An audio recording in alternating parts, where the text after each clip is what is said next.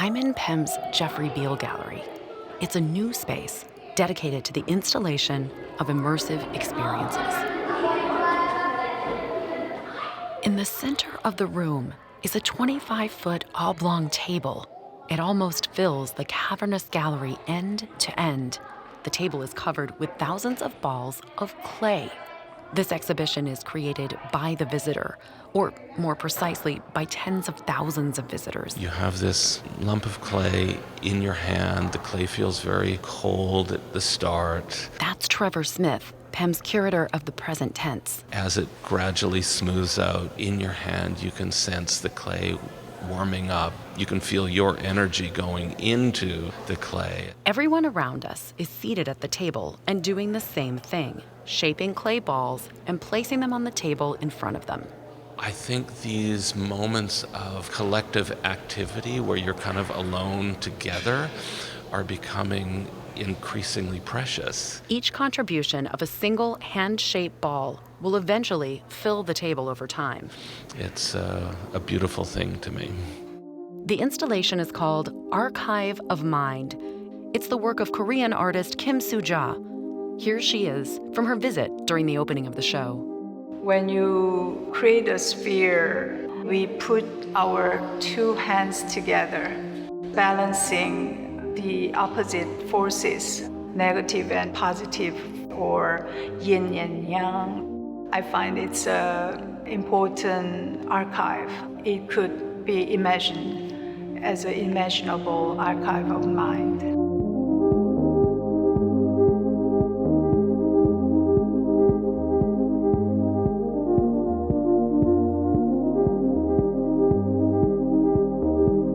Welcome to the PEMcast, conversations and stories for the culturally curious.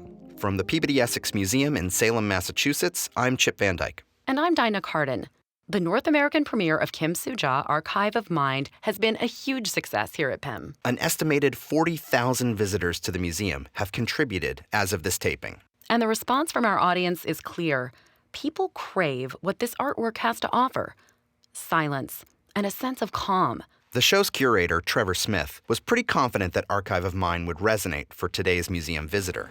In our age that is so technologically mediated, we're always carrying around these devices to just sit silently with a lump of clay and just have this quiet moment. Trevor first encountered Kimsooja's work, a video installation called Needle Woman, more than 20 years ago.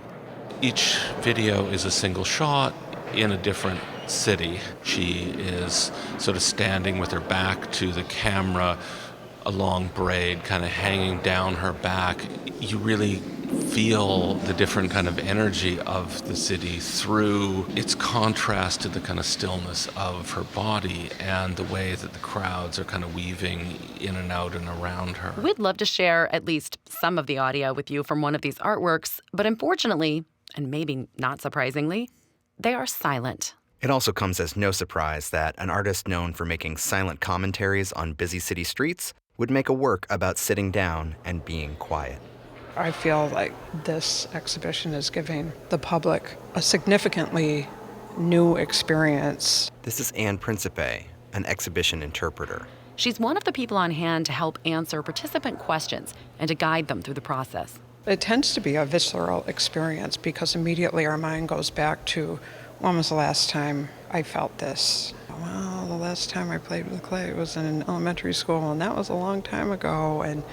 But then after that initial tactile experience, their hands get busy.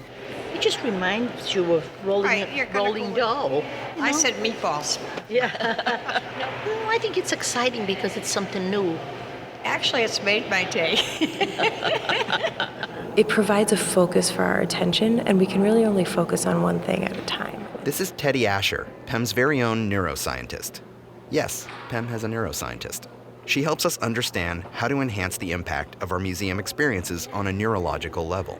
Something Teddy has been working on recently is how to help visitors get a better experience out of their visit to PEM. By focusing on this simple, repetitive act, we're leaving behind all those other chaotic thoughts that were bouncing around in our heads when we walk through the door. Teddy shared with us some findings on how long the average person looks at a work of art.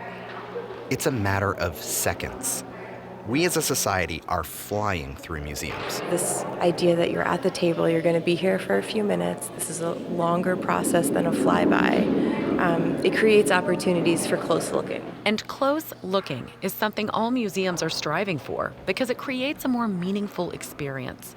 It's funny to think that something as simple as rolling a ball from clay might help us get there. And not everyone is going to approach the experience in the exact same way, as Kimsooja explains. There's one phenomenon I discovered through the years. The biggest clay balls that was made on the table was always middle-aged man. Or small children, that want like I want to make the biggest one. This is Hannah Tyser, another interpreter for the gallery. All kinds of people walk into this installation. Something tells me that, Not everyone makes a ball. Yeah, what if I made an ashtray? There's one over there. There's that looks like a spear. What is that? Yeah, So that's when all I you can look at focus the on right now. table, That's all you see is that one different one popping out. And you have to take that off the table. Yeah. You do it, I suppose you wait for that person to leave. Yes, We often definitely. say, I think the phrase we say is that if someone were to make other things and it becomes a domino effect. Jelivet Perez, another interpreter. Then it becomes something other than the intent of this piece. It becomes a challenge. Right, and now it becomes just a creative clay studio, which isn't necessarily the point. The research on this phenomenon, the limitation of choice, reflects what Kimsooja may have already known, that an abundance of choices is not helpful to calming the mind. And rolling this ball right now, I'm finding that it provides a little bit of a respite. It's an instruction to not worry about anything, right? To focus on this very simple task, almost what might be considered like a irrelevant task to the larger picture of what you have to do, what you have to get done, and it makes it important in this moment. That would be my interpretation. So it's kind of like a me moment. Yeah, I think so.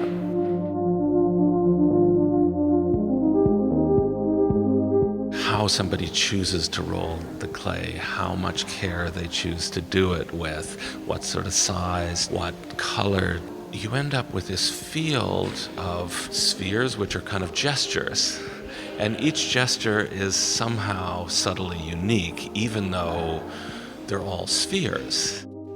By the close of the exhibition in January, Archive of Mind may have collected as many as 100,000 clay balls. Some are as petite and smooth as a bird's egg, and others as large and lumpy as a snowball. Each reflects the efforts and mindset of its maker. I've been always questioning the condition of humanity in this troubled era. So that is why I wish to share this precious moment together, and I hope that everybody find a certain peace in their mind.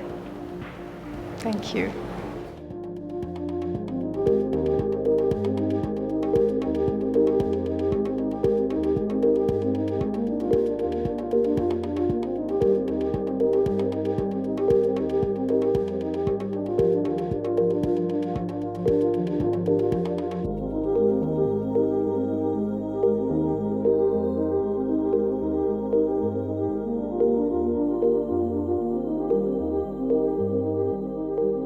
Come experience Archive of Mind before January 20th to see how visitors are responding and contributing to this exhibition. Search the Archive of Mind hashtag on social media. What's next for PEM's Jeffrey Beal Gallery?